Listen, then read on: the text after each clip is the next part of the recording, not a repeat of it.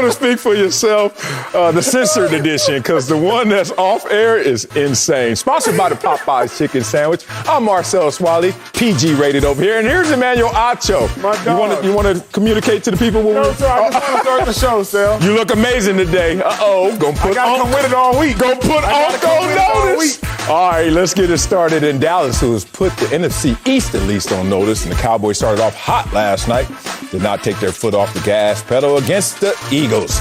Dak Prescott threw 3 touchdown passes, and Ezekiel Elliott ran for 2 more. Okay, Zeke, all for Zeke's touchdowns were like a half an inch each. Dallas is now all alone on top in the NFC East. After the game, Dak put the win in perspective. Take a listen. First 2 games were close, right? And had a chance to win both of them, but to get a statement win like this, I feel, was important just for the team. I mean, defense played a hell of a game, went out there and they got themselves a touchdown. Take away the touchdown that we give, the score is different. So, I mean, that was a complete game. All right, Dak, I'm going to need you to spend some of that money on that suit. A little too baggy for me. All right, Acho, what does the win say about the Cowboys? It says unequivocally that the Cowboys are going to win the NFC East.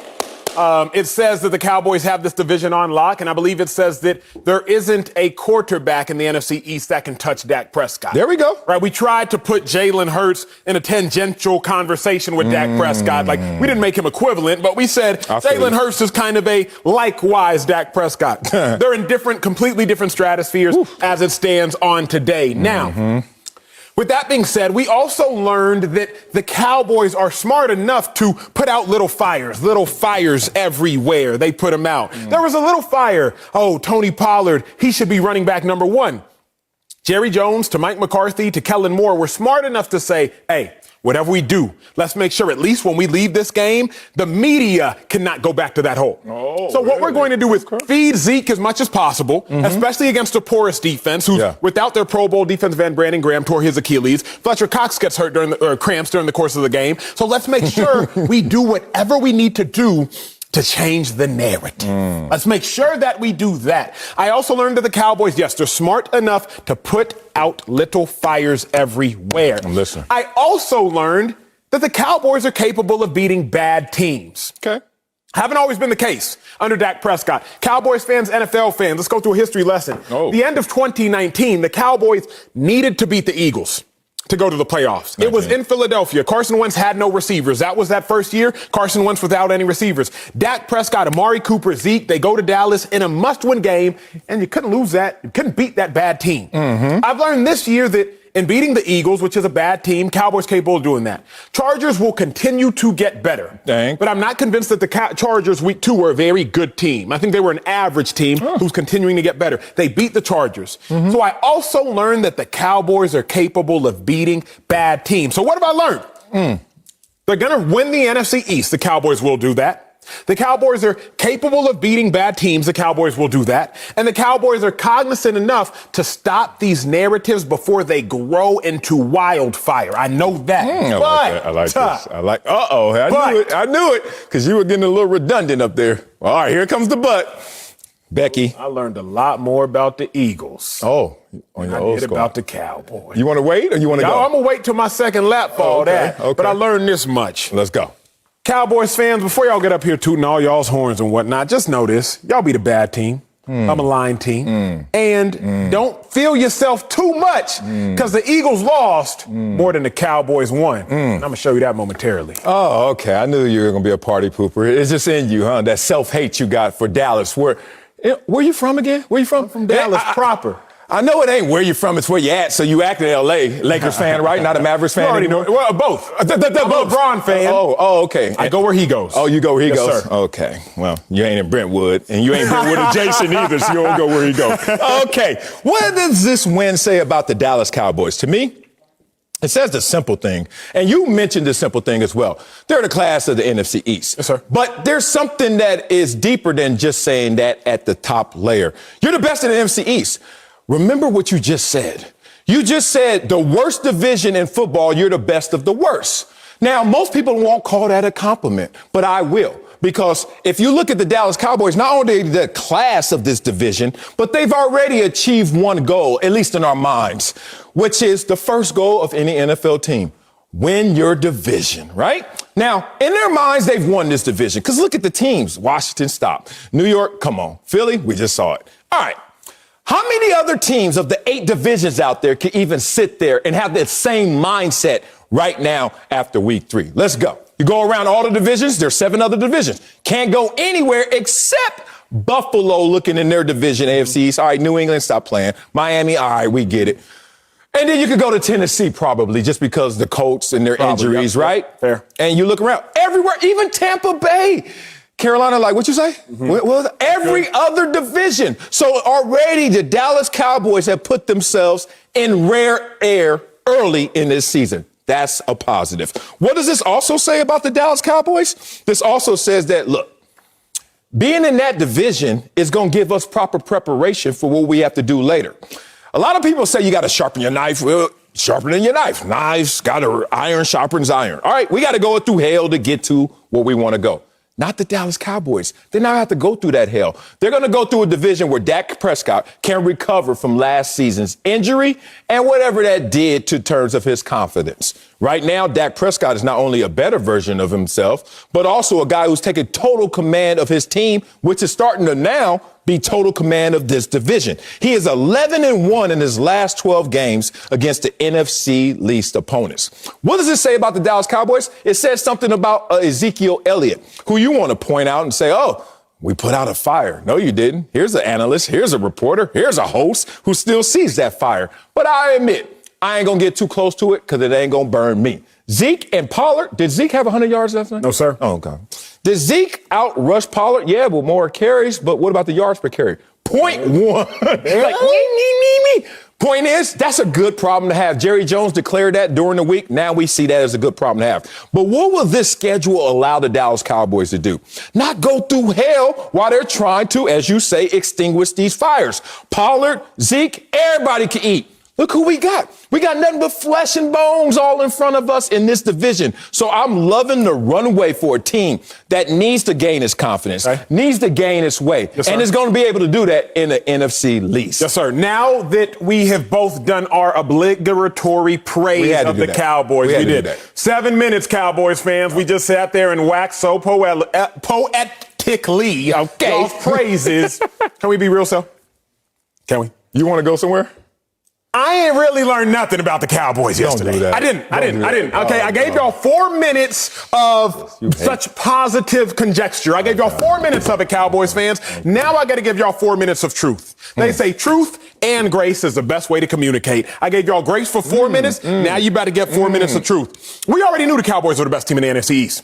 So that win didn't tell me nothing. We did. We already knew Dak Prescott, who makes $70 million, should be a significantly better player than Jalen Hurts on his 7th start. That ain't tell me nothing. That's what I learned is that, wait a second, Eagles, y'all lost that game more than the Cowboys went out there and won that game. What I learned was, Eagles, y'all were so bad, y'all made the Cowboys look that much better. But America, don't take my word for it. I told y'all I gave y'all 4 minutes of truth. Well, 4 minutes of grace. Here we go. It's time for 4 minutes of truth. We're going to the big board. We're going to the big board. Honestly, I'm just coming here so I can show y'all my full fit. After yesterday, my dog Marcellus tried to clown your boy. But I'm really just here to show y'all the full fit. The ankles are lotioned. You know what I'm saying? The wristwatch still popping. But anyway, back to the point. The Eagles and Jalen Hurts, they really gave away that game. Now, Jalen Hurts, more than anybody, gave it away. I think he'll be better, but yesterday was not the beginning of him being better. Why do I mean that? He tried to pull a vet move, but in order to pull a vet move, you should probably be a vet. Can we roll the tape? Jalen Hurts, he sees and identifies the coverage perfectly. It's man-free, so he looks left. He's just trying to move the middle of the field. Safety, he's going to snap his head right at the last second, but he's going to throw the ball. He did a great job of moving the safety. Safety's not in the picture, but Hurts, dude could have fair caught it, Anthony Brown, that is. Like, you got to at least put something on it. I feel you, big dog. Today was not your day. Well, yesterday wasn't your day. Really, no day is really your day this week, more than likely after that performance. So, Sel, when I look at that, when I look at the game, did the Cowboys do anything that made you go, oh, my God, the Cowboys are so good? Or were you watching that game like, ugh, the Eagles? They pretty bad. The win didn't tell me anything I didn't already know. Cowboys fans, be real. It didn't tell you anything you ain't already know. Marcellus Wiley, you be real. It didn't tell you anything you ain't already know. Oh, yes, it did. I hate when we get up here and forget where we came from. I came from Dallas, 2-4. Still got the you area got code. deeper issues than just the NFL where you came from. But your hometown, you don't even got love for. And I shouldn't have no love for Dallas the way they treated me, or more importantly, how I treated them, because I didn't do a damn thing as a Cowboy. But being real, I did learn some things about the Dallas Cowboys. We can say positive things about the offense, and I think that's going to be water off a duck's back. Why? Because we understand that this offense is special. Be real. Fourth-ranked offense, and we over here complaining about the running back situation. They fourth-ranked in rushing attack. And then you see them sixth in scoring offense. So that's a top offense. Forget that side of the ball.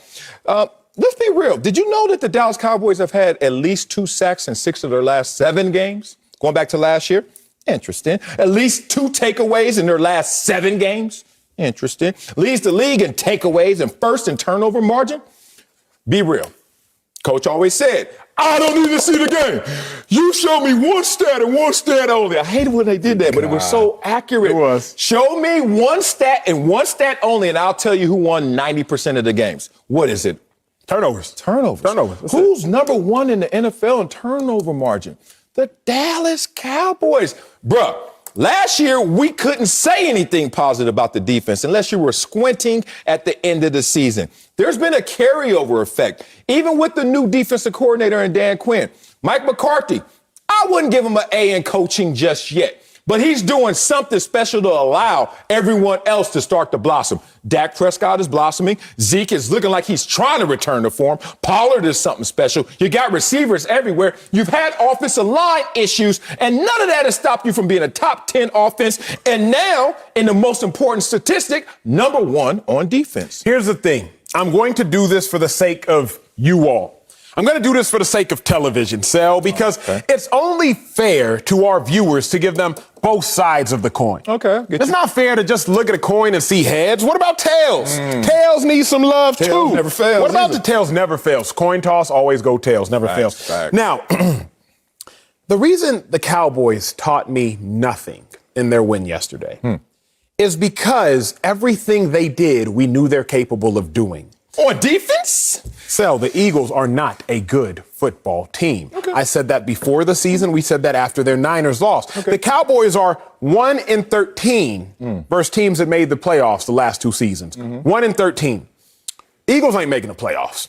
So that's not going to change. Chargers, they might make the playoffs. It's going to be tough to make the playoffs in the AFC. And the Bucs, we know they're going to make the playoffs. So the Cowboys lost to the Buccaneers, a team that's going to make the playoffs. Okay. And the Eagles they beat and the Chargers they beat. Cowboys fans, y'all beat bad teams. We know that the Cowboys beat bad teams. Congratulations. But can you beat good teams? That's what we have to figure out. Turnovers don't tell the whole picture.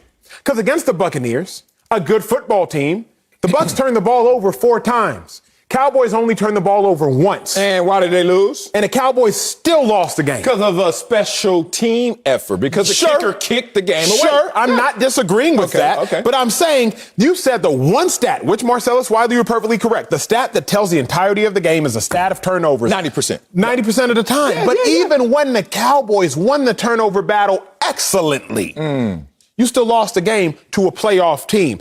It's hard to win in the NFL. And I love my Eagles. I really do. So it's hard for me to say how bad the Eagles were. But at the point in which you lose a Pro Bowler from last year in Fletcher Cox, defensive tackle, Pro Bowler from last year, defensive end in Brandon Graham, your Pro Bowl safety, Rodney McLeod is not playing. Backup, Kayvon Wallace gets hurt in the first quarter. The Eagles are playing without a defensive tackle that's a Pro Bowler, without a defensive end that's a Pro Bowler. I would hope that Zeke gives you 95 yards. But don't fall for it. Last year against the Giants, he also gave you 91 yards on 19 carries. And we were like, Zeke is back. Zeke is back. Oh, my God, praise God, Zeke is back. And what happened, Sel?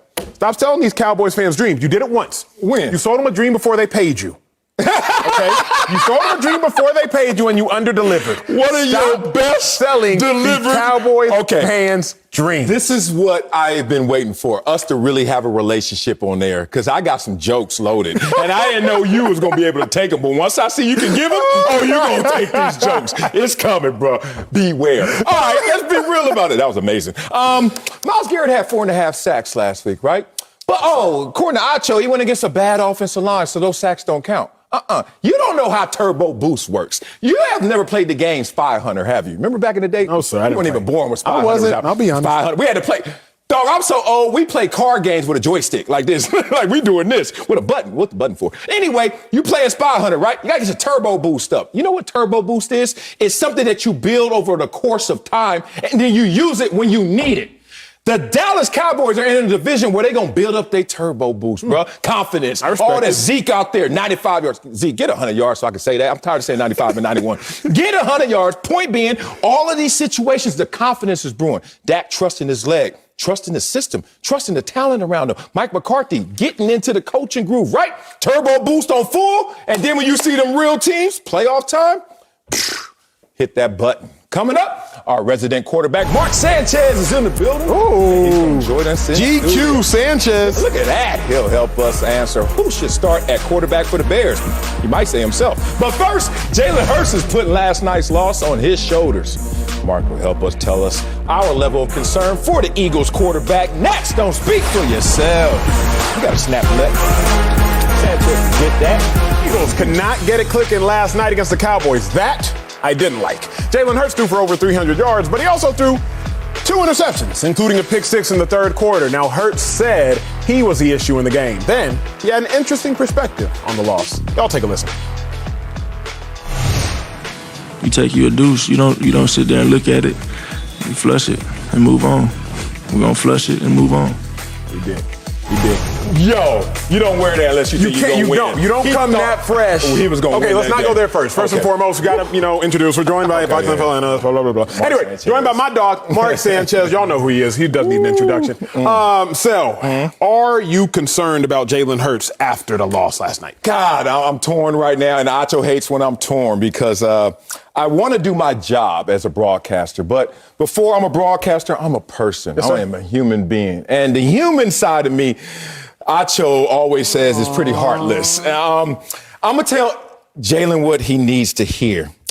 Jalen, I'm going to tell you the honest to God's truth. Bruh, I didn't know it was going to be like this. And what this is I don't know if he's great enough to do well with what's around him. Fair. Okay? Yep. That's the nice way of saying it. Basically, is Jalen Hurts greater than the greatest excuses, which are his personnel, the players around him, the play calling, his circumstances? I don't know, because I don't see a guy who's committed to his athletic ability. I see a guy who's calculated, or I see a guy, let's be real, maybe scared to get hit, which is smart. Also, I see a guy who has a lower ceiling in terms of absolute potential than I thought before. I add all that up, and I say none of that in a pure vacuum is a problem, except if you're in the wrong situation. Then all of a sudden you become a pro that has to go with the flow versus a quarterback that can swim upstream. I don't see it in Jalen Hurts to swim upstream against all of these variables that are against him. We talked about the offensive line. We talked about the injuries on the defensive side. We talk about some of the issues they have in personnel. But wow, here's my biggest issue. Jalen knows this, too, and I can tell by his demeanor. I can tell by his decorum. I can tell by how he dressed. I can tell by everything. He's trying to be cool, calm, and collected, even kill, right? Here's the problem. When you ain't killing nothing, don't be even, bro. I need you to be hot. I need you to be cold. That's a bar. Hey, that's a bar. When you my teammate and my quarterback and you being even kill and we getting smashed, they taking squats on us, I need a little more out of you. So all I'm saying is I was torn because I love me some Jalen Hurts, but it's time to remix who you are, big dog, or else this is going to go down. Hold. I mean, my man's a young pup still, He is okay? facts. He is the He's, youngest. what, 6 games in, really? Yeah, I mean, he watched a last bunch, night. but he only played 3 last year. He's That's played fair. 3 this year. Here's all I'm going to say. I think he has the talent. I think there's some serious holes around him. He's going to need a lot of help, Say right? it. Just like young players in general. Look at all the rookie players, all the rookie quarterbacks. 9 interceptions, 2 touchdowns last week, 0-4 last week. All these young guys, you got to take your lumps now. It's not easy. Here's what I saw on those 2 interceptions. There's 3 reasons for throwing a pick, okay? Bad decision, you force a ball downfield. Yes, sir. Been there, done that, it sucks. Everybody knows, usually. Why'd you throw into the defensive team meeting? Stop doing that. Got it, coach, thanks. Yeah. Number 2, bad throw, physical mistake. I just missed. Yep. My mechanics were off. Something was off. I stepped the wrong way. I was trying to do a little too much. Boom. I missed the throw. The third reason is a really good, spectacular, type play from a defense that's highlight worthy through the week. The 2 interceptions that he threw are completely fixable. That's why I don't hit the panic button on him yet. It's what he did on that deep ball. He underthrew it. He missed. It was a physical mistake. That's it. Everything leading up to that, I loved. He recognized the coverage. He knew I had one-on-one. Boom, I got a go ball, but who do I have to be aware of? That deep safety. I'm going to look him to the left. Boom, I'll hold him for a second, come back and throw it. Then he just flubbed the throw. Yeah. The other one was the quick game to the left. He just telegraphed it. He caught the ball. He was so excited. He felt, hey, Trayvon Diggs is off. I got my quick out. Let's go, Okie. We worked this all week in practice. I got this, boys. Boom. And he put his eyes there too quick. I'd love to see him just hold for 1 second, hit his back foot, and then react to it, and then get your eyes there. But as soon as he did it in zone coverage, Trayvon's locked in on him. He's not watching the receiver. He's zone reading and reading your drop. And Smith falls. Boom. And, that would have gone the other way either way. Either way? I think. Okay. But as soon as he sees him hit that plant foot and he's staring at the guy, boom, that's easy money. I hear you. I don't hate where he's at. He's got a lot of work to do, long way to go, but they need to help him. I'm concerned direly for Jalen Hurts. I truly am. I am. You should be too. Not the praying hands. They come out when you get concerned. They come out when you get concerned. Now, the reason I'm so concerned isn't because of Hurts, because I feel you, Marcellus Wiley. If anybody is an overcomer, it's Jalen Hurts. Yes. Right? He gets his job taken at Alabama. Then he takes the job of the guy who took his job in the SEC championship game to lead Alabama back to a national championship, ultimately to transfer just to finish second in the Heisman voting race his last year. Jalen Hurts can overcome anything. Oh, but boy, can you overcome the Philadelphia Eagles and they fans. I grew an affinity for this man, Mark Sanchez, while we both played for the Eagles. And you know as good, if not better than I, they love you immensely. Yeah. Oh, but they will let you know when they hate you. And if they can boo Santa Claus, you best believe they can boo Jalen Hurts. Yeah. So why I'm worried about Jalen Hurts is because I don't know that he will be able to, by his play, sustain the criticism. Sal brings up a good point. Jalen Hurts is good, but I don't think he's good enough to overcome the surroundings. We all equated, at least verbally, several people did, Jalen Hurts to Dak Prescott early on. Rookie years, right? Rookie year Jalen Hurts, rookie year Dak Prescott. Both mobile-ish, both can make some accurate throws. Not going to kill you with their speed, but they can do enough. Dak's more of a pure passer. Keep going. True. Okay. But here's the other thing. Jalen Hurts stepped onto a team with no bona fide number one receiver. He stepped onto a team with no clear-cut number one tight end. He stepped onto a team without a dominant offensive line. He doesn't have enough help. Go back to rookie year Dak. Rookie year Dak steps onto a team with maybe the best offensive line in the 2010s. Not even maybe. The best offensive line in the 2010s. He steps onto the team with the best receiver in Cowboys history as it pertains to catching touchdowns in Des Bryant. He steps onto a team with the future Hall of Fame tight end and Jason Witten. He steps onto a team with an all-pro slot receiver in Cole Beasley. He steps onto a team with the top 5 running back in Ezekiel Elliott. So all you got to do is manage. But Jalen Hurts has to do more than manage. He has to win. And for that reason, I'm like, hey, man, between having to win and not being able to and playing with them Philly fans, let's say it. It's rough now. Yeah, the only place I ever got hit with a frozen battery, Philadelphia, right? I mean, I was like, it hit me so hard. I was like, what the hell? Then I saw it was snow. I was like, I live in Buffalo. Nothing's that hard. Oh, it's a D battery. Okay, Philly fans, I'm giving you some. I don't think I got to McNabb that day. Here's the thing. Let's be real. Up here, 3 former players, no moderator. Hey, nobody there. We can talk that talk. Let's talk that talk. Ain't nobody watching. Remember in Alabama where we saw a Jalen Hurts lose his job? And when Jalen Hurts had to leave and transfer, there was an indictment, a private indictment that became public in action, which was, we're winning, but there could be more extracted from the surroundings in terms of personnel. So they made the switch, and obviously down in the big game, championship game, etc. Now, fast forward to this year in the offseason. Deshaun Watson, rumors of trades. There's only 2 teams rumored. Miami with Tua. Hey, Jalen, remember Tua? And Philadelphia. I think the same indictment is being made privately in terms of why didn't he get the opportunity to be the starter the entire offseason? They made him sweat for it. Sweat for it for who and for what? They made him go all the way to the last week of preseason before declaring him as the franchise quarterback. I think he's damn good. I just don't think he's greater than this mess around him in terms of being that guy. You add up what I'm saying to what Acho is saying in terms of the reception. They won't give him the runway to blossom. They're going to step on him and they're going to look at it and say, this is now a weed when it was something that they should have cultivated. And I don't think they're going to be able to do it in time. And I think he's going to end up I'm curious, Sanchez, because here's the thing, Sel. I gotta pause you when I hear hyperbole because sometimes we'll run with it. You said he's dang good, Jalen Hurts. I think he's damn good. He is good. He's solid. He can manage it. He can have a couple splash I didn't say plays, great. I said damn good. I don't know if he's like a guy who's ever going to crack the top 10, top 12, top 15 maybe. He's right there in the middle of the pack. If he eliminates 2 mistakes last night, he plays solid and the game's within reach. But he's not going to be that guy that Dak has shown First to be. First 2 picks last night. Right. You act like that happens every week. Here's the issue. Why did he lose his job what was the most famous play Tua made, if you all remember, at Alabama? He comes into the national championship. That big bomb, right? Big bomb. Yeah. What did he do on that big bomb? What did he do? Didn't he look the safety off? Look to his right, look to his left. Spun his head, snapped his head to the left and threw it. Talk about hyperbole. That's one play. Is it not the exact same quarterback movement, the exact same quarterback play, the exact same throw that Jalen Hurts missed last night? Tua made as a freshman to take Jalen Hurts' job? All I'm saying is, that's not a layup. Sanchez and I talked about this off mic, but that's it. Looking left. Snap your head to the right and make the throw. We just saw Tua do it as a freshman. He's why your job got taken because of that same play. Okay. And you missed on it. Now, I'm not mad at the miss. Sanchez and I literally talked walking outside of the dressing room, but let me look at my dog, Sanchez. Sanchez said something, Marcellus Wiley, that I think the world needs to hear. If you're going to miss, where you got to miss?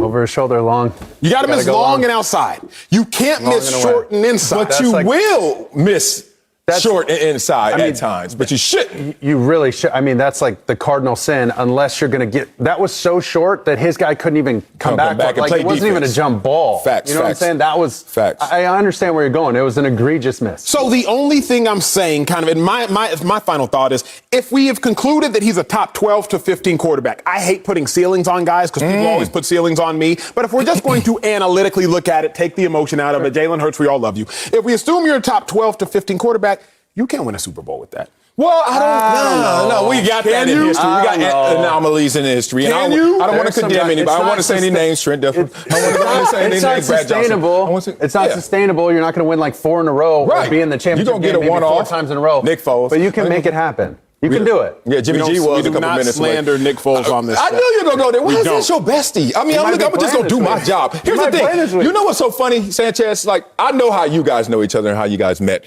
Do you know how I met this guy the first time? I don't know. See, this is why you got to allow someone to blossom. Because I met him and you were like just hanging out. I ain't going to go too deep. Shadowing. Why is he talking like he's This is how I do it. I met him and I met him just on GP. I didn't know who he was. Obviously, he knew who I am. I'm that dude. So I'm like, all right, respect. We exchanged numbers. I let him text me 3 times before I answer one. You know, we were doing that for years. He left you on red. He left you on red. So I got texts from him. He's like, hey, Wally, what should I do in this situation? I was like, stop texting me. Okay, I answer. So anyway, we get to this place. You fast forward, look at who he is. This is Emmanuel Acho. When I go out, I'll say, yeah, I'm here with the Acho party. That's how I get into places now. But let me say this. I only brought that up. Yeah. You had no reason to bring that up. I did. You had absolutely no reason to bring that up. Go ahead. There's a unanimous MVP by the name of Lamar Jackson. Yes, sir. Right? And y'all remember Lamar Jackson when he first started off? Let me give you Lamar Jackson's early numbers and tell me, should we give up on Jalen Hurts just yet? Do you know Lamar Jackson early numbers, passing yards per game, 151?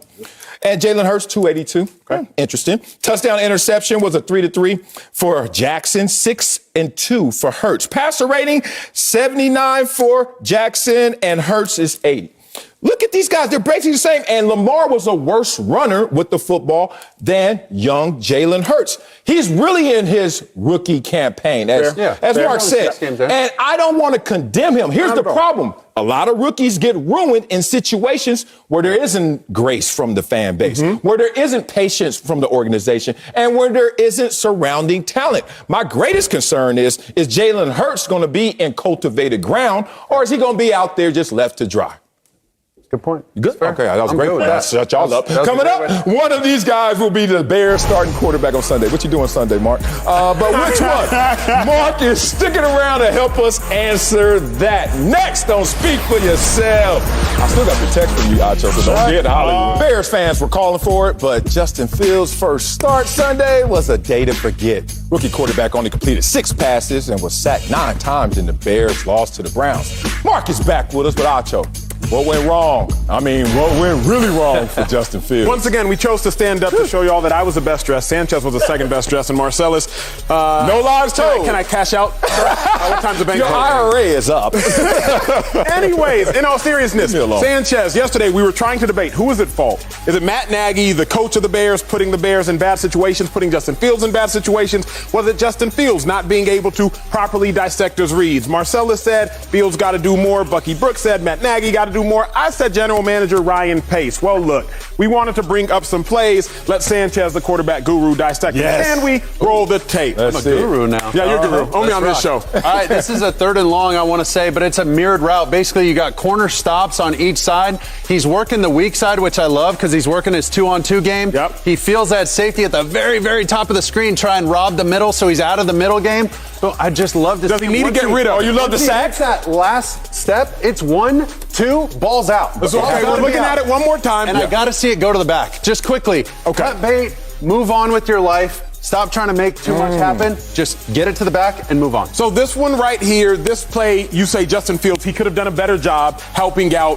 his offense by just getting rid of it. Absolutely. And Jason Peters, when he has help from a chipping back, you can't, he plays the inside. If he's going to get edged outside, that's fine, but don't cut him. I like it. Next play, I don't talk bad about Jason Peters. Plays with him. And, I'm just saying, I don't mention Jason Peters' name because he's a little bit bigger. Second play. Talk to me. Just like Jalen Hurts last night. I think he got his eyes too quickly to this read. What does he That's see? his read right there, 28. And instead of going right here, boom, to the guy I need to look at, I'd love to see him just hold the middle of the field for just half a step, half a beat, and then let it declare. Now, when we look at it again, there's a back to the flat. Should he have just gotten the ball out to the back to the flat, which is Montgomery right there at the bottom of the screen? No, he played it right. I think he just looked at it too quick. So when he saw the DB running so fast like this, his demeanor was, I'm covering the back. So he thought, okay, I'm going to the tight end. It just happened too fast. He got there too quick. Okay, so Justin Fields again. Marcellus is looking like Yeah, we got one more he's play. echoing what I've been We saying. got one more play. We That's have true. one more play. Talk to me on this one. Same thing. I would love to see him get back to the tight end quickly. They're very deep. They're robbing the middle so he doesn't get easy completions. He's got a one-on-one out here. I'd like him to be decisive with his eyes and say, I'm working my one-on-one or I'm working my combination and get it down to the But now back. the rush gets there so fast on that's this hard. play. That's hard. Is it like he couldn't have done anything? Like he couldn't Bottom have done line is anything. you hit your back step. I don't care if it's 3-step, 5-step, 7-step drop. When you hit your back step, you get 1 reset, 2 resets, and I need a decision. You're either taking off, attacking the line of scrimmage, remaining a passer, or the ball's getting dumped down to a halfback. It's happening very fast for Justin Fields, and it happens very fast for rookies. That's normal. Happens really fast when I was out there rushing. Matt Nagy said Monday, only on like 12 plays. Matt Nagy said Monday that all 3 of his quarterbacks, Justin Fields, Andy Dalton, and Nick Foles, will be in consideration to start Sunday against the Lions. So I got to ask you, Sanchez, who should be the starter for the Bears? Listen, if Andy Dalton's healthy, I think we go with Andy Dalton. Okay. I know people are saying, well, give Foles a shot. If you do the carousel thing, the old school Spurrier, like everybody gets one drive and then see who wins, you get no kind of continuity. You don't get into a rhythm. Right. And the worst thing they could do is not dress Justin Fields, like put him in street clothes. That'd be the worst thing That's a for good his point. confidence. So I would say keep Foles where he's at because he can help and teach. If Andy's healthy, Andy starts. If Andy's not healthy, you suit up Fields and Foles. Can I get the rock? I feel like in class you can't speak unless you got the rock. You got the rock? Thank you. Boy, that rock. I'm going Foles, Sanchez. Now look, Boy, your bestie Look, coming chill out before I come over there. Let's go. I knew Foles before Sanchez got there. 2013, I'm on the Eagles. Sanchez joins the Eagles 2014. Let me just tell y'all what he did. He replaced a guy by the name of Michael Vick. We were 3-5 at the time. He goes on to go 7-1. We go 10-6. We make it to the playoffs. Foles, I'm not convinced is a great full-time starter, right? Just based on what I've seen. That's my dog. That's my former roommate. However, I think he is the best reliever in NFL history. He relieved Michael Vick. Came in there. We go 10-6. We go to the playoffs. 7 touchdown passes against the Raiders. His jersey's in the Hall of Fame for that. He relieves Carson Wentz. We remember that. He goes, relieves Carson Wentz, he wins a Super Bowl. All we need right now for the Bears is relief. Okay. He doesn't need to go in there and be the starter cell. He doesn't need to go in there and take over for all eternity for Justin Fields. Just provide some relief. Fields is not ready. I think Sanchez just kind of showed us Fields could be better prepared. Yeah. And Dalton's not healthy. I just think he should go in there for some relief. Do we know Dalton's out? Do we know he's rolled out? One hand, Odell. Let me say this. Sanchez, first of all, thank you for giving me the confidence to say what I said before you even said it. He echoed what I said. Justin Fields is not ready, so he shouldn't start. Just Nick, speed up the time clock. Exactly. It's processor. It takes time as a rookie. We get it. Time. Nick Foles, oh man, that's just too short term of a solution, even if it does work. MC Breed had a song, Ain't No Future in Your Frontin', Ain't No Future in Frontin', that Nick Foles is going to be the future of this franchise. So it's Andy Dalton by default. He's healthy enough. Andy Dalton is out there throwing at 73% completion percentage. This same offense that we saw only have 1 yard last week was an offense that Andy Dalton actually may go up and down the field. It has to be Andy Dalton. But you called the game 2 weeks ago. Yep. Chicago Bears. And Andy played fine until he got hurt. Thank you. Dude, their whole game plan was first and second down. We're going hard play action cell, trying to take shots over the top. Nothing was there. Andy, instead of just taking 2 resets, dude, it was top of the drop. You're deep. Balls out. Boom. The halfback. Boom. Tight end. Give me completions. I'm never going broke taking a profit. That was his game plan, and that's fine until they come after you. Boom. Then hit him over the top. But Andy knows that just from playing, and Fields is going to get there. Watch this. You play defense. You play defense. Hey, ball. So Andy Dalton, you think the Bears can still win with? My thing is, 100%. We all have established, though, his ceiling, he's already reached it. Like, I'm not convinced that Andy Dalton can take the Bears where they want to go. Mitch took the Bears to the playoffs 2 out of the last 3 years. Right. I like Mitch's game. Yeah. Is Andy Dalton getting the Bears to the playoffs? I don't know. Yeah. At least I know this, and I know Bears fans, y'all haven't experienced it.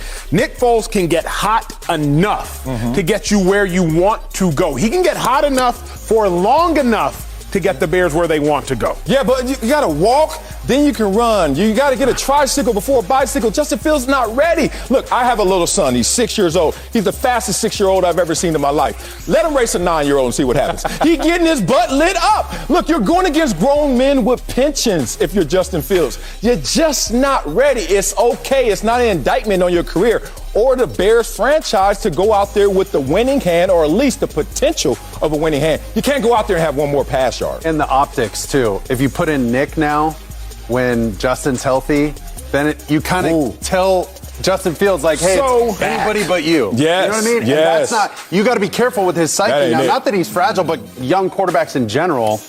It's just the way you handle that. I think it's bad optics. Very quickly, for my sake and thus for also their sake, why are you so concerned with the mind of Justin Fields? The first thing you said about 5 minutes ago was the worst thing that can happen is you put him in street clothes. Putting him in street clothes means he doesn't dress. Right. Now, again, 5 minutes later, you're telling us, well, Justin Fields, if he's healthy and he doesn't play because you play Nick Foles, that's also bad. Why is that such a big deal? Well, I think for young guys, it eats at you. It's like he wants to play so bad and he's trying to learn so bad and he's trying to catch up to the 6-year-old running the 9-year-old race. And he's going to get there. He's shown flashes. Yeah. The other thing, too, is, let's help the guy out a little bit. He had 1 pass attempt. I would have at least 10 no-brainer completions for this guy. Yep. I want this guy to start the game 2 for 2, 3 for 3, 5 for 6. And they just got to be quick, easy slants, quick, easy screens to the halfback, to the tight end. I would have every screen in the book just to get him 10 easy completions, just to get his confidence going, just to get him a little hop in his step. You know what I mean? Yeah. So back to why he plays or doesn't play. I still think you go Andy if Andy's fully healthy, because you're going to need him to move a little bit. We saw that offensive line. Going to need him to move a little bit. If he can't, you're getting very similar things from him and Nick Foles. I think Andy's your guy and Justin's your backup. You know what's so terrible about this situation? Justin Fields had the winning lotto ticket. Like, he literally got it in his hand. He was begging for it. The crowd was begging for it. The court of public opinion. Everyone wanted Justin Fields to start. He had the winning ticket in his hand, and he let it expire because now it's going through the process of Nick Foles, Andy Dalton again, when Justin Fields, I've been here before, when you got that opportunity, and if you don't show up in that opportunity, you don't even want to go outside, let alone go out there and get the practice reps necessary. But I know he is a competitor. He will respond. But, dude, there are grown men out there disguising coverages and are looking at you like, dog, this is going to be different. Here's the other thing. I think Nagy floating that out there is purely scheme, purely, smoke and mirrors. Okay. Saying, oh, well, everybody's up. You know what I mean? Just Who's he trying to deceive? Who Because knows? defenses aren't worried. None of the this guy won a Super Bowl. They're going to go look at some Nick Foles plays. It's just one more thing to worry about. You know what I'm saying? It's just one more little thing. And let's face it, he was pissed after the game. Okay, he probably didn't call his best game. Mm-hmm. They definitely didn't perform and play like it was their best game. Mm-hmm. So he's a little ticked off, and he gave him the hey, everybody's up. I love it. Well, I like your opinions on rookie quarterbacks, so we're bringing you back another time. Yes. Next block. Because coming up, job. Trevor Lawrence, Zach Wilson. Oh, they getting a harsh wake-up call to the NFL. We'll tell you who's to blame for the rookie quarterback struggles. That's next. Speak for yourself. Franchise edition. There it is. Rookie quarterbacks have been getting a rude awakening to life in the NFL. So far, rookie quarterbacks who have started this year combined 1-10. Yuck. With the one win going to Mac Jones. Top two picks, Trevor Lawrence, Zach Wilson, have both thrown more interceptions than touchdown passes. Mark is still in the building, but Acho, who should we blame for the rookie quarterback struggles? Man, do we blame the coaches? Do we blame the quarterbacks? Do we blame the general managers? Do we blame the owners?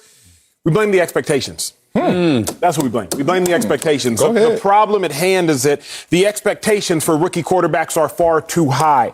Any rookie at anything is really not all that good. Sanchez, you know this. Sal, I try to convince you of this. I'm actually an intelligent human being. You stop. I know you are. But after my rookie year and my rookie class at the University of Texas, wouldn't have thought so. My only C in college was microeconomics. I got a 72. But why? Because I remember. Humble brag. I got a 72. 72? I got a 72 because I had to get a 67 on the final just to pass. Damn. Right? Your boy's freaking out. Prop 48. But why? Because he almost didn't make it. So why though? Why? Because your boy goes from a private school with 12 students in the classroom to a public school with 450 students in the classroom. I go from an all-boys school to now a co-ed school. I got a lot of distractions. I got a much different environment. That's your fault. I told you I'm your fault. That was my one C. So again, rookies at anything. Even still, my first time on this show as a rookie on television. Nervous, voice cracking, stuttering, etc. I blame the expectations. I don't blame Trevor Lawrence, Zach Wilson, Mac Jones, Justin Fields. I don't blame Belichick. I really don't fully blame Matt Nagy. I don't blame Urban Meyer. I blame the expectations, which are so high for rookies, they can't live up to them. That's totally fair. I think there's some blame to go to each of those parts, whether it's the head coach calling the game, the coordinator giving them free completions. I think a lot of it's on the quarterbacks because they've made similar plays to the ones that they're messing up in the league. But I'm going to piggyback on something that you talked about, and it's the expectations. But why are these expectations so high? So since 2008, before 2008, that's our line of demarcation, okay? Before 2008, it was totally normal to get your first-round draft pick quarterback and sit his ass the entire year. Say it, bro. That was what you real. did. Yes, you know why? that was the rule. Because he had to learn. There are too many things that he's not prepared for. He's just not. And you can't do it without the experience in practice. You don't know what the locker room's like. You don't know what the road trips are like. You got to get into a routine. You got to learn how to watch film. You don't even, a lot of these guys coming in right now, they can't even draw up all the fronts that they're going to end up seeing, let alone the blitzes, let alone these coverages, these combo coverages. So what do? They sat them. Carson Palmer, Aaron Rodgers. But what happened in 2008?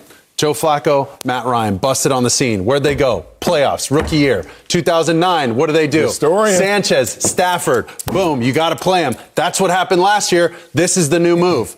That changed the course of the NFL. I'm telling you, bro, that's when it happened. Emoji. Now, now the rule is, well, you got to play them. You picked them in the first round. You're paying them all that money. That's not true. Says who? Says who? That's become the new normal. Wow. I got a call. I'm going to take this. Mustard on that, bro. You got to leave on that note. Your second take ain't going to be that. That was amazing. Okay, let me push back. Let me push back a little bit before I even get to my take on this. Peyton Manning started his rookie year before 2008. Troy Aikman. I'm not saying it's it happened. I wonder, but it became like a rule instead of just the outlier. I give you a lot of that respect. Okay. I'm blaming two things. Because, look, when you got a blame pie, you can't eat the whole pie. You got to take slices, right? So we can't just say coaching. We can't say personnel. Can't say quarterback. I'm going to say two things in particular. One is simple. The draft. The draft properly rewards the worst team. Now, the worst team is going to sit there and say, we want the most important position. Right. So it's going to go for a quarterback, whether it's a reach or not. If there's anyone in consideration, anyone comparable at the top of the draft, take the quarterback. Tie goes to quarterback. Okay, you drafted a quarterback high in the draft on a bad team, obviously, because that's why you got the number one pick or top pick. Woo! He's good, but he's not good enough. I don't give a damn how good he is. That's right. Peyton Manning, we played him his rookie year. They were 3-13. He had 28 interceptions. We were laughing in our defensive meetings like, damn, he looks sorry for the number one pick. And Coach Wade Phillips kept saying, laugh now because you're going to cry later. Right. And it happened that fast the next year for Peyton Manning. Now, other than the simple reason, I think the real reason, the complex reason, I would love to hear your response to this. I played defense in college, obviously. I get to the pros. Even my mind was blown by how complex the defense coverages, blitzes, all of our package became. And then I'm like, okay, this is hard for me to figure out, but I'm not going to lie to anybody. Playing defensive end, I don't have to know what all y'all doing. Right. I mean, it helps to know the flow of it. It helps to know what the offside is doing. Maybe they're going to throw the quarterback my way. But in particular, I didn't have to know what everyone was doing. Excuse me, Mr. Quarterback, rookie, processor, just turning on and activating. Not only do you have to know what you have to do, all 11 on offense, everyone on defense, before the snap, pre-snap, post-snap, we're going to disguise what we showed you and be something different. We were talking about robbers and coverage and blitz packages, etc.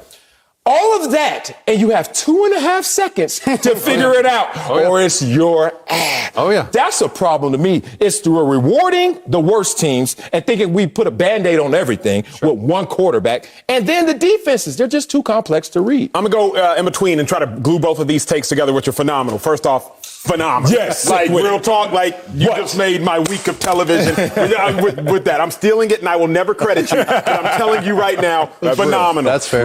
Now, with that being said, so I think you hit the nail on the head. The NFL wants this. They don't want rookie quarterbacks to fail, but they want parity. The NFL has created this. If you are the worst team, you get the first pick. Thus, you go to the worst situation. I created this full screen. I thought it was mind-blowing, but not as mind-blowing after what Sanchez said. Picks 1 through 9 versus picks 10 through 32, first-round picks since 2000. The quarterbacks in picks 1 through 9. If you look at it, picks 1 through 9, they have a 460 winning percentage, 33% winning percentage in the playoffs. Picks 10 through 32. They have a 500 winning percentage, a 526 winning percentage in the playoffs. Clearly, picks 10 through 32 were not better prospects than picks 1 through 9. But picks 10 through 32 go to better situations 100%. Than picks 1 through 9. That is why they succeed at a higher rate. In all honesty, and take this off so we can look at Sanchez.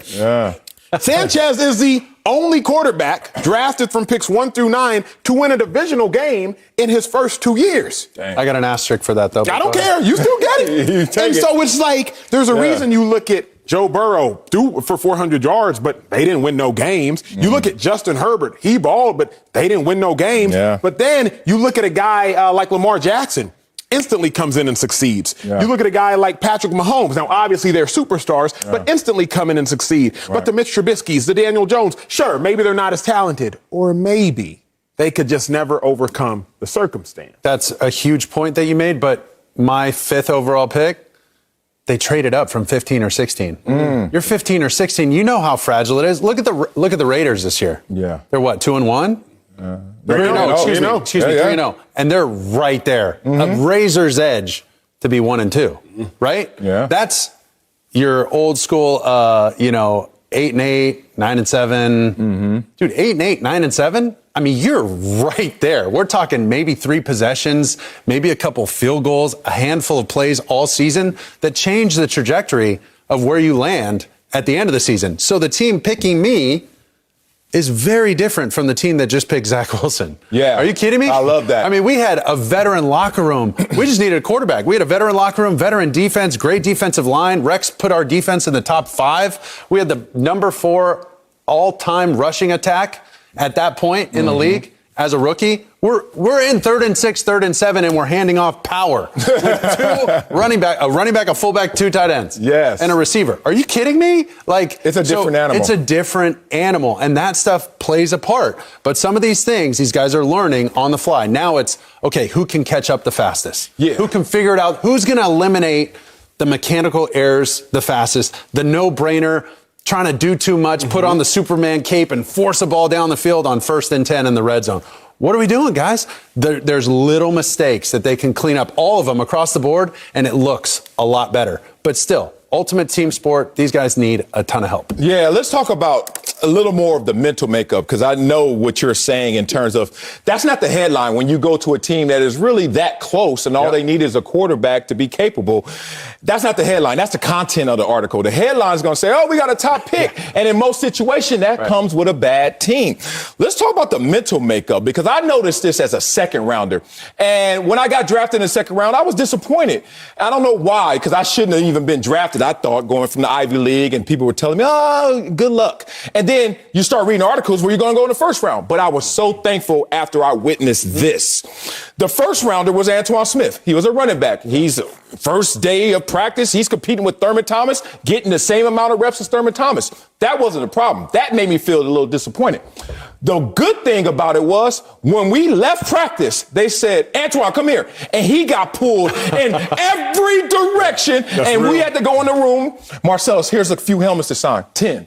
Here's for you, Antoine, 1,000. And I was like, dang, every day. And he was a running back, not even a quarterback. You go from being the man on campus, senior, whatever it is, to the next day you're at the bottom of the total pole until you're a top quarterback. Then all of a sudden they have you in rare air, but you haven't qualified for that. So now you're trying to like be a leader to guys who are looking at you like, dude, prove something. And you're getting pulled in every direction. I think in terms of you saying distraction, not necessarily distraction, but certainly not supporting you fully focusing on your task. I just have one question then. Then what's the solution? Because we've been sitting up here going back and forth. You were the top 5, Marcel says it, the number 5 pick overall. Would you think that rookie quarterbacks should start on the bench? Do you think they should all start and just baptism by fire? Or do you think every team should have to go on a case-by-case basis and figure it out? It's got to be case-by-case, because you got to look at the surrounding talent. You got to look at not just your draft position, but really who's on the team. Who's he throwing to?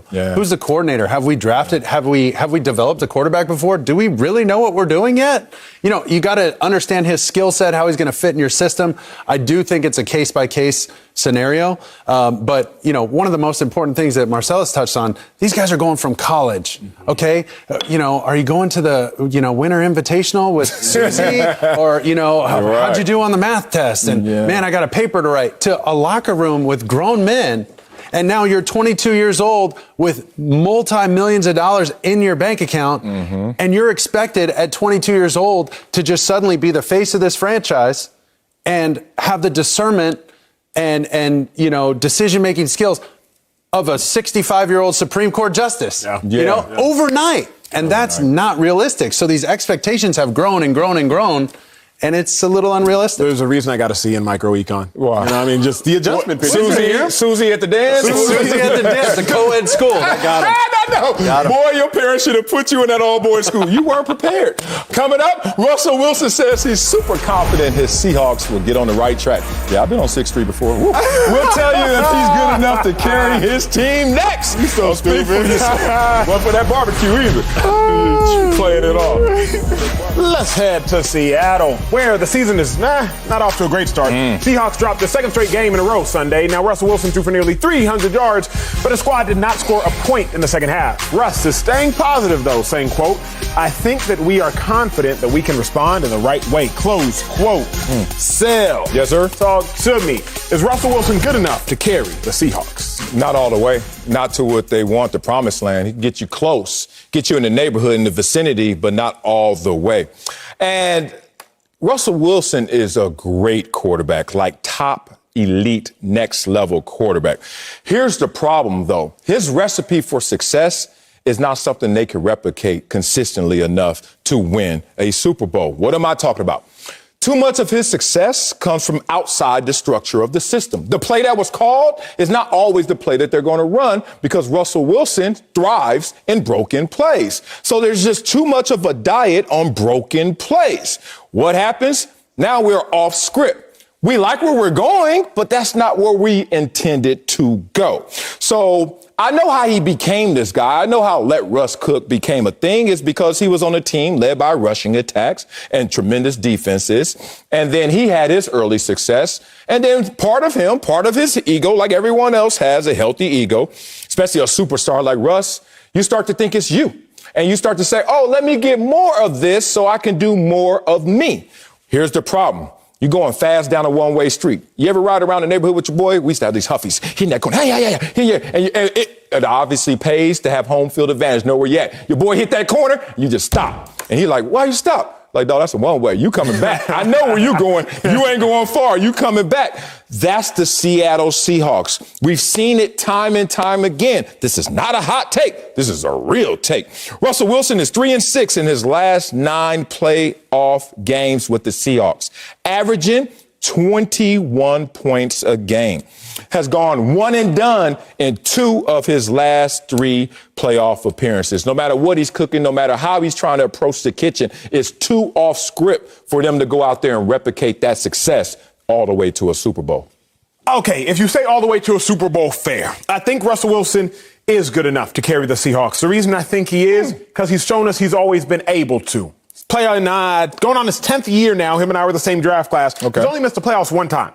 Facts. 2017. Peace. So if you've made the playoffs 8 out of 9 times, then you have shown me, and mathematically you've shown the world at a B++ or a A- level, depending on what your grading system was growing up, that you're capable of making it to the playoffs and doing it again. That's real. The other reason I very simply know that he's good enough to carry the Seahawks, they'll get this thing turned around, Sal. They'll get this thing turned around. We remember last year, the defense did not start off great at all. Last year, the first 6 games for the defense, they ranked 23rd, but then they turned it around very quickly. Last 10 games, they ranked 5th.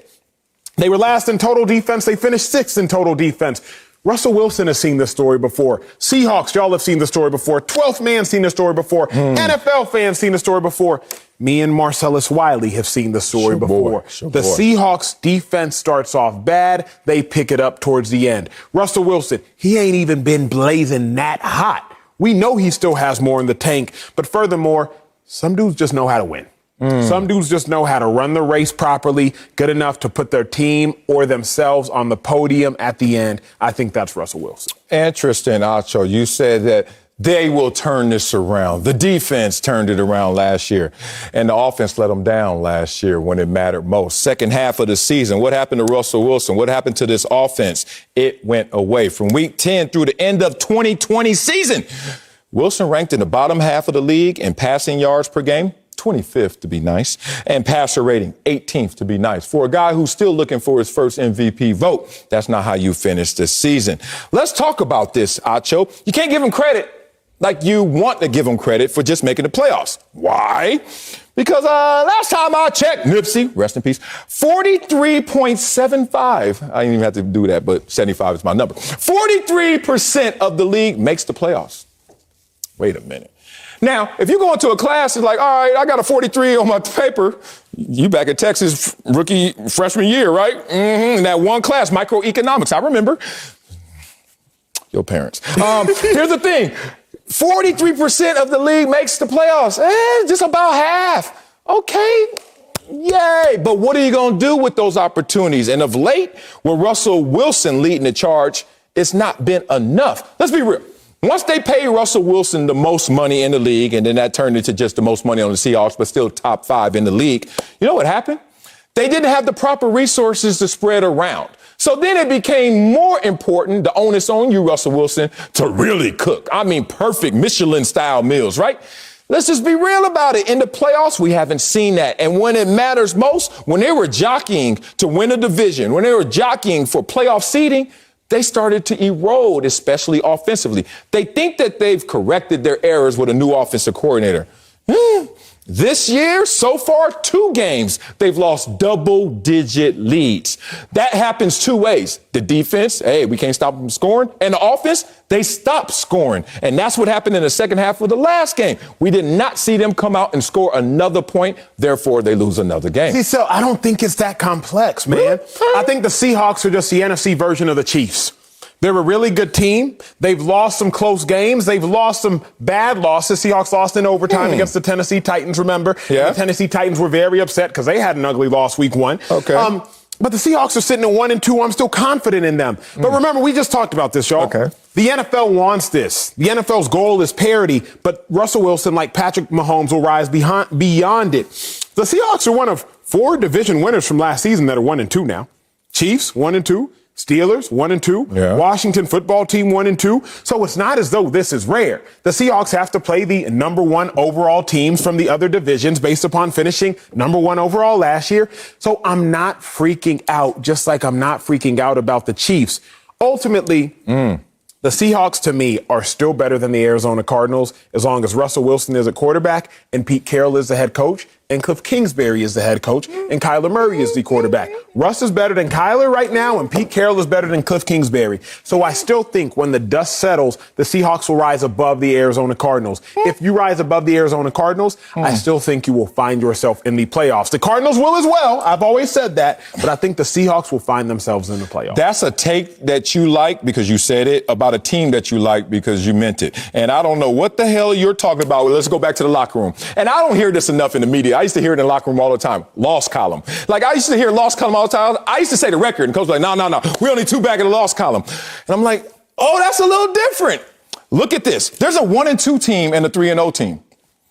You 2 back. That means even if they lose, you're still back. Even if they lose again, you ain't up.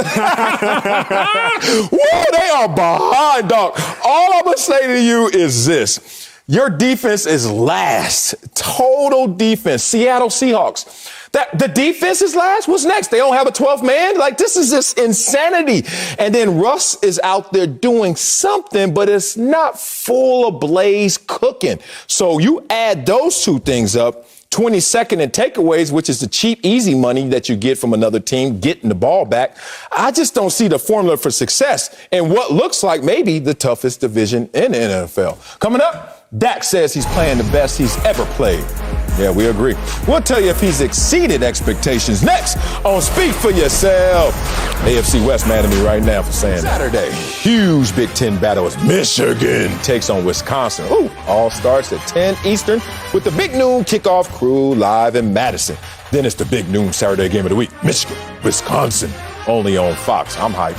Last night, Dak's first game back at Jerry's World since his season-ending injury last October. He returned with a big game, throwing for 3 touchdowns as he led the Cowboys to a blowout victory over the division rival Eagles. Dallas Cowboys quarterback talked about his play as of late. Listen to Dak. I'm just comfortable in the system and everything that's going on around me and having playmakers. Let's credit the guys around me. I mean, the offensive line and then the receivers they make my job a whole lot easier. I feel like I'm playing the best I've ever played.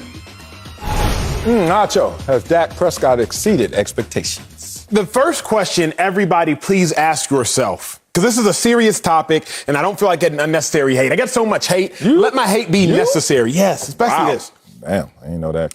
What are your expectations for Dak Prescott?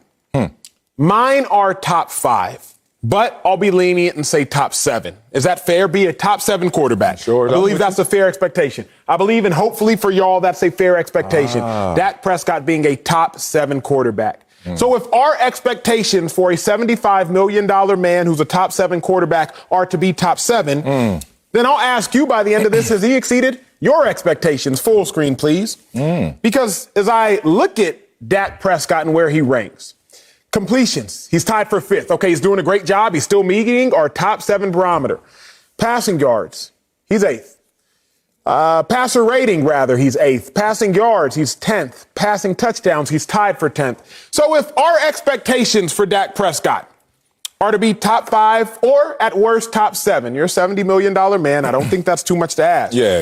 You're 5th in completions, you're 8th in passer rating, you're 10th in passing yards, and you're 10th in passing touchdowns. Then statistically, he has not exceeded my expectations. This is not an indictment on an individual. I love me some Dak Prescott and everything he stands for as a human being, his ability to triumph in life, his ability to triumph through injury, his ability to triumph through tragedy. However, Dak Prescott wears a star, not a halo.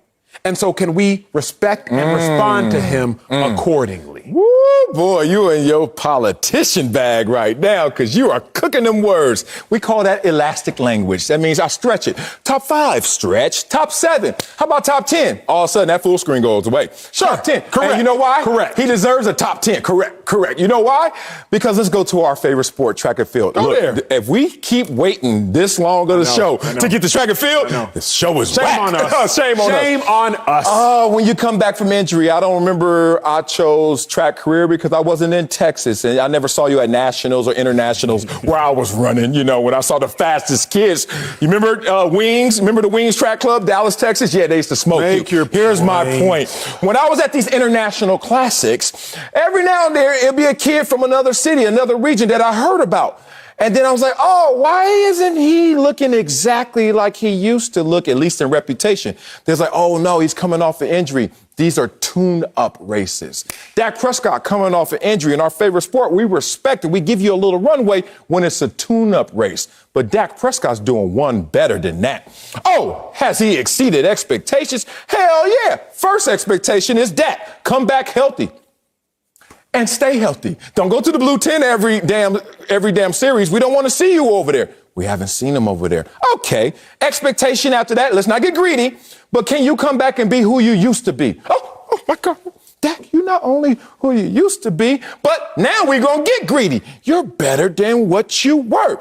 I wonder who is leading the league in completion percentage since you're the king of mission. Who is number 1 in the league in completion percentage? Ding, ding, ding, ding, Dak Prescott. I wonder who has the top 5 offense in the league. That means he's 5th. Dak Prescott, but it still meets your standard as well. 6 in scoring offense. You look at Dak Prescott, man, let's just be real about this. It's supposed to be the tortoise that turns into the hare when coming off of expectations of injury. He came off a catastrophic injury, not only got paid, returned to be the franchise quarterback, and is leading his team to victories, not just in the NFC East, but against the vaunted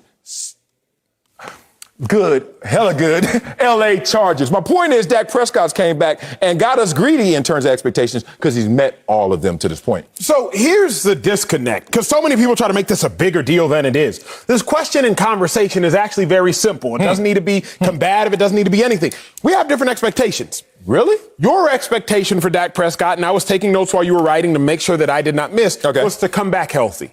That was the first one. I'm not going to get greedy. Your second expectation was to come back and be who you used to be. Who you used to be, you make the playoffs 2 out of 5 years. So that's not the highest expectation. Yeah, he's going to be on that. Outside of that, you said that he should be a top 10 quarterback. My expectation for Dak Prescott is simply higher. Okay. That's all it comes down to. Okay. And my expectation is higher because we esteem you more. Even if we don't want to talk about money, which you have to talk about because money is the biggest language of love in the National Football League. I don't care about your words. Even if you don't want to talk about money, you are the quarterback for America's team. Let's go. Even if you don't want to talk about money, you're the guy who we sit down with to do feature stories for. I'm listening. Even if we don't want to talk about money, you're the guy who's featured on HBO Hard Knocks more than any other player. Even if we don't want to talk about money, Dak Prescott, we treat you better than everybody else. We esteem you higher than everybody else. So your expectation needs to be higher. So I'm killing you. I don't pay somebody $75 million guaranteed because you're getting that in one season. That's Jerry Jones did not pay Dak Prescott $75 million to come back healthy. Oh, really? Let's just be real. Okay. He didn't pay Dak Prescott $160 million to atone for making the playoffs twice, and nor did he pay him $160 million to come back and be who he used to be. He pays him that kind of money. We esteem Dak Prescott the way we do because we hold Dak Prescott to a higher standard. And that higher standard is to be top 5. Okay? If you get treated better, then you need to perform better. So if your expectation for Dak is lower, I'm with you. He's exceeded expectations. But my expectation is at a minimum top 7, at a maximum top 5, And thus, he has not necessarily met that one. Really? He hasn't met that one? Okay. I was over here calculating. I was in the lab, as they say. My ears were with you, but my eyes were down here for a reason. I had to cook this up. The Dallas Cowboys have played 3 games, right? Yes, sir. 2-1, right? Yes, sir. That one, they actually outperformed that team, but lost. But we still gonna count that as one. Okay. So now I had to do my projections, okay? Because you love to do this on Dak when last year his season was cut short and you did the whole season projections. They were on pace to only have 4 wins and all that. I haven't seen that full screen. I haven't seen you run up there with the ashy ankles and do that one. So I'm gonna do it right now. Here we go. Dak is projected right now to go 10 or 11 wins. Dak is projected to go over 4,700 yards. You know he's only done that once in his career. Dak is projected to go over 34 touchdowns. Oh, his highest was 30. Career high. Dak is projected to only throw 10 interceptions. Oh, last year, 4, cut season short. Last full season, 11. Under that. Dak's quarterback rating is a 110 right now. Highest ever. Last time we saw that was his rookie year, 105. You add all that up, what is that? That's not a top 5 quarterback for you? Is that a top 7 quarterback for you? That's not lowering the expectations if I'm Macho. It is. If the 400 meters were shortened to 350 meters, we would not compare the times of the 350-meter race to a 400-meter race. So why you do it last year? The NFL season has been lengthened. So, yes, I would hope that with an extra game, Dak Prescott would be on pace to have more touchdowns. I would hope he would be on pace to have more wins. I would hope he would be on pace to have more yards. I would hope he would be on pace to have all I'm trying to you my co-host. Don't you do this. I would hope. I would hope. Make your point. Ocho, I didn't go 3 divided into 17. I went 3 divided into 16 and keep it absolute. I could go even higher. His numbers will be even crazier if I do that. I didn't want to do that because I didn't want to do that to you, Acho. This dude is on a record pace for himself, and that's all we can expect. No, here's why. I knew you were going to try to come at me. I've told you this before. You can't compare you to you, Sal, when you're running against other people. We like track. Y'all know we like track. So I don't care if you have a personal best. You don't? I don't care if you have a personal because your best friend had a personal best. But still lost. But you still brought it up to me. How did I know? I cared about the fact that, hey, you ran well, but you still lost. You say that to her? So, yes, I keep it real. We keep it a buck out here in these streets. So, if Dak Prescott does all of these great things, which he has done, you still tied for 10th in passing touchdowns. You're still 10th in passing yards. You're still 8th in passer rating. You're still 5th in completions. So, Sal, 10th, 8th, and 5th. Columbia, sir, even on average, that leaves him at roughly 8th place as a quarterback. Damn. I'm simply saying my expectation for Dak is higher. Wow. If your expectation for Dak is top 10, he's exceeded expectations. And I don't argue with you about your expectations in your life. Wow. My expectations in my life are high. Wow. My expectations of my life for myself are high. I'm not going to be mad at the individual that is content working mindlessly, working for other people. And I'm top not 8. Be mad at that. Okay, look, I'm glad MJ has me as a daddy and not you as an uncle because you know what? That's why you haven't met my son. Come around with these absurd expectations. First game they ever played last weekend, he got a goal. Great. This weekend he got 2 goals. Personal best. I was excited. Oh, they didn't lose either. They won 11-0. My team is bossing out here. Coming up, there were some winners in week 3. I just had to get that in. My son out there getting it. And there were some losers as well, like Patrick Mahomes. We'll tell you who made which list next. Don't speak for yourself. We're going to address that conversation end of the year. Welcome back. Speak for yourselves. Time for our week 3 winners and Achos. All right, quick reminder, we're not really saying gotta do this every time. This is your disclaimer right here. We're not saying anyone or anything is an actual loser, but for 1 week only, they certainly look that way. All right, Acho, give us your losers from week 3. Man, before I give y'all my loser, I'm gonna just let the loser of this week give you his sound. Uh-oh. Watch out for Justin Herbert next year. I'll see it when I believe it. Yeah. You don't remember when Patrick Mahomes was saying, I'll see it when I believe it, about the Chargers and Justin Herbert outplaying him? Well, Mahomes, unfortunately, now you see it. Probably the only time you'll ever be a loser on this show or in your NFL career. But after letting the Chargers beat you, after throwing 3 interceptions now in September, when the last several September games, you would throw none, you're the 3rd biggest loser. My number 2 biggest loser, I'm judging you. I'm Joe judging you. Because Joe Judge, you fooled me once. You almost fooled me. You had me retracting my words. I said when the Giants hired Joe Judge, it was a terrible decision. Well, now you're sitting at 0-3. You just lost to a bad football team in the Atlanta Falcons. You're 6-13 as a head coach. Fool me once, shame on you. Fool me twice, shame on me. And Joe Judge, you ain't about to fool me twice. Now, my biggest loser is not a person. It's not a coach. It's the Bears offense, because that offense, they was in hibernation. The Bears had 47 total yards. Now, that's the worst for a Bears offense since 1981. They also had the 47 yards. That's the worst in the NFL since 2004. What in the world was that? An atrocity. I want 3 hours of my life back, Chicago Bears. I want all 3 hours of my life back. You going to run up on the camera like that? All right, Patrick Mahomes, do you see what I see? Justin Herbert in the building. All right, my number 3 loser. Pittsburgh Steelers, y'all can't turn back the clock. Let me warm them up. Is this the end of the road? Man, Ben Roethlisberger, what had happened was, what's going on with this team? They have lost 7 of their last 9 games, if you include the postseason. A lot of problems out there in Pittsburgh in terms of the running game, offensive production, and even injuries. All bad. My number 2 loser is Kansas City Chiefs. Yep, Acho, you're not going to make me not do this. It's a cold day at the top of the mountain, right? Kind of cold up there. You, Kansas City Chiefs, I thought you were a dynasty. Now you find yourself in a position where you're losing games, consecutive games. That's never happened, Patrick Mahomes, in the month of September. But my number 1 loser, oh my God, these rookie quarterbacks out here.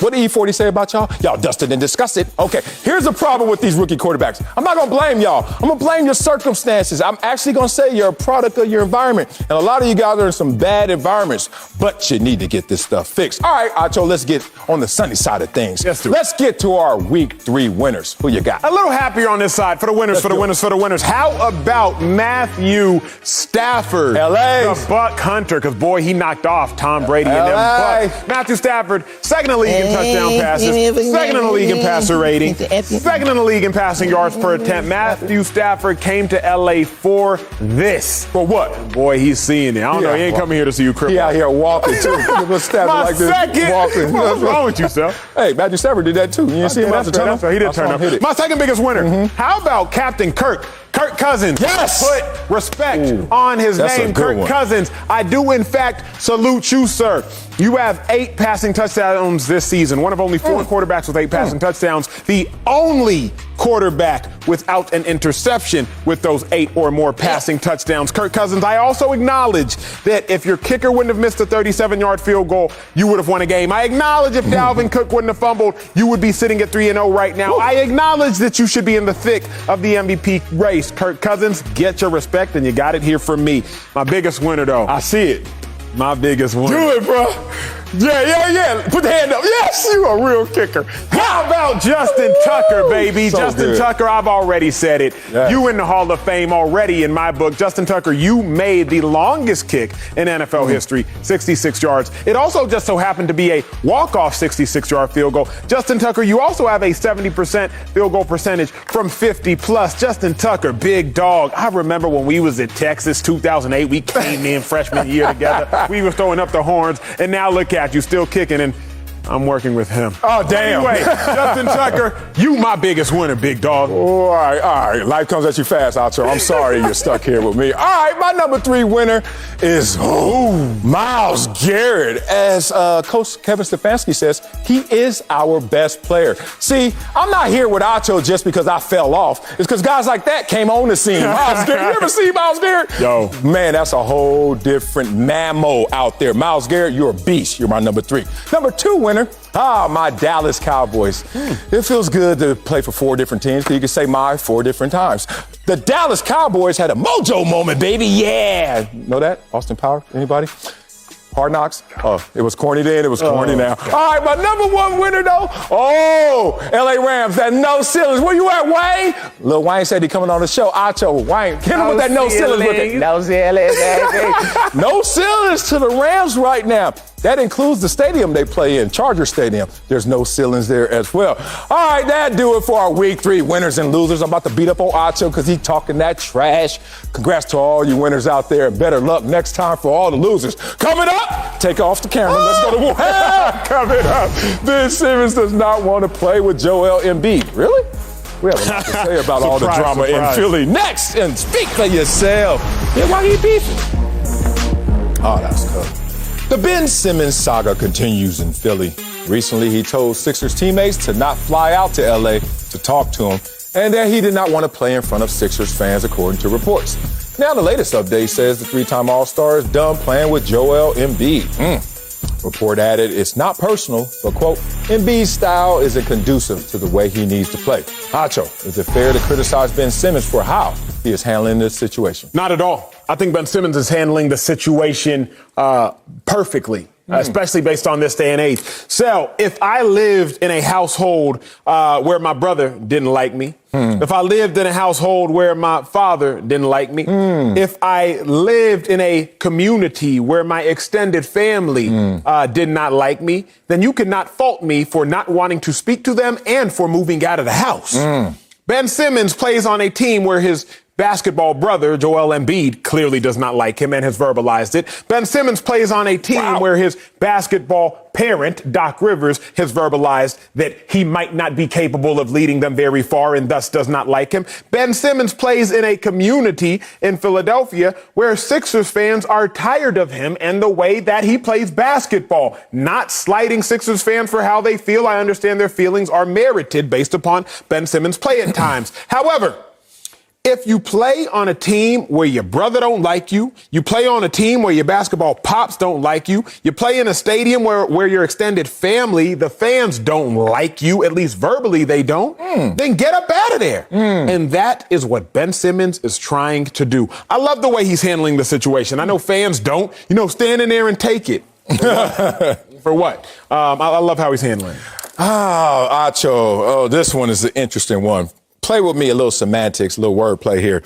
I think Ben Simmons is handling it perfectly, but what he's handling is what I want to criticize. It's like the actual things that he is actually letting get inside of him, internalizing.